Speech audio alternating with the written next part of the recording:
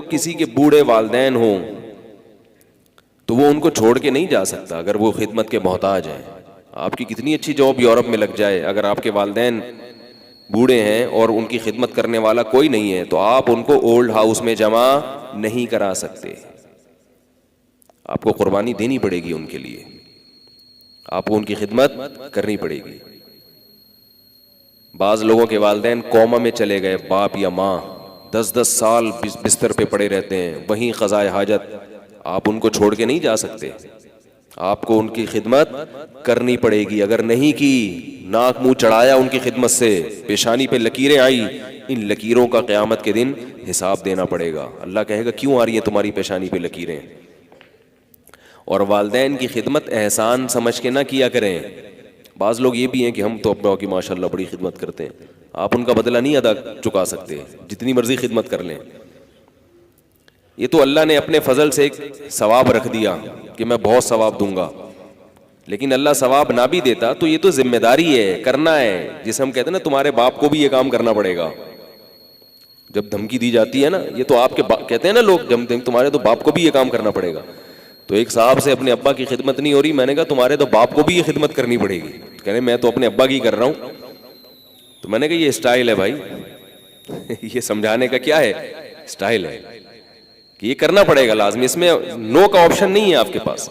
कितनी भी टेंशन हो, कुछ भी हो, करना है आप। बेगम चाहे वो करने दे या ना करने दे, बेगम नाराज होती है कि अम्मा की इतनी खिदमत क्यों कर रहे हो, तो कोई बात नहीं, होने दे उसे। वो कहती है मैं घर छोड़ के जा रही हूँ, चली जाए भाई, बच्चे रुल जाएंगे, रुल जाएं, पहले कौन है, माँ बाप। इस पे भी बाज सब खवातीन नहीं ऐसा करती, खिदमत भी बहुत सारी करती हैं। तो बाज खवातीन शौहर को माँ की खिदमत नहीं करने देती, और बाज शौहर अपनी बीवी को उसकी माँ की खिदमत भी नहीं करने देते। ये भी जुल्म है। मेरे पास तो हर तरह की कॉल्स आती हैं, खवातीन की कॉल्स आती हैं, माँ बीमार है, कनाडा में खातून रह रही है, माँ कराची में है, बीमार है, आखिरी सांसें चल रही हैं, वो चाह रही है अपनी माँ से मिले आके, शौहर जाने नहीं दे रहा। किस कदर जुल्म है, ज्यादती है। तुम्हारी औलाद भी तुम्हारे साथ अगर इस तरह से करे, तुम्हारा बेटा अपनी बीवी की वजह से अगर तुम्हारे साथ ऐसा सलूक करे मुस्तकबिल में, तो तुम पे क्या गुजरेगी।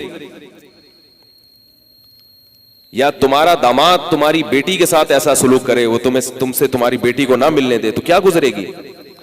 इसलिए याद रखो, जो अल्लाह को नहीं मानता ना, उससे कुछ भी तवक्को किसी भी वक्त की जा सकती है, कुछ भी कर सकता है, वो कुछ भी कर सकता है।